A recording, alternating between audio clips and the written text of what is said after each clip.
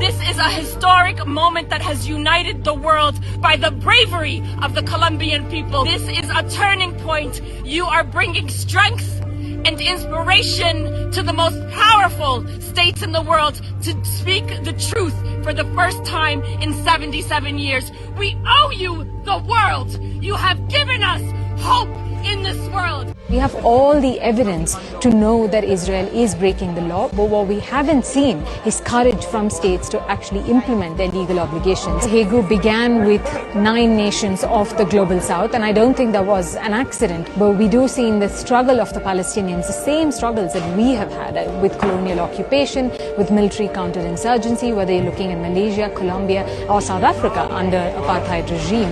And that is why we know that none of us will be free until Palestine is free. What the Hague Group is attempting to do is say we will hold every entity that has committed crimes under international law accountable, whether those are ministers, soldiers, or corporations. Our existing legal institutions, our existing multilateral system should have been sufficient, should have sufficed to stop 647 days of Israel's violations of international law.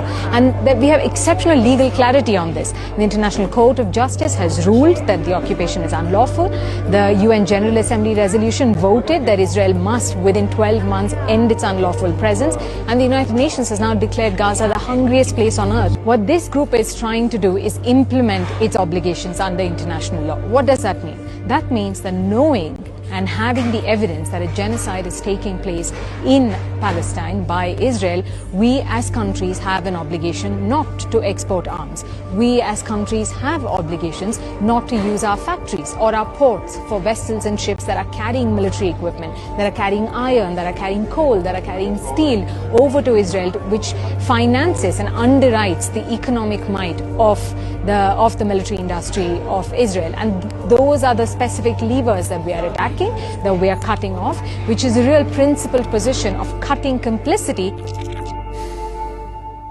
So in other words, 12 nations from the global south agreed to what every nation in the world should have done by November 2023, or May 1948. Not intervening per se, just making sure they are not participants in the genocide. Props to them, though. Better late than never. But that means it's still only Lebanon, one of the smallest countries in the world, and Yemen, one of the poorest countries in the world, actually willing to try to stop the genocide. That's the world we live in. So now what?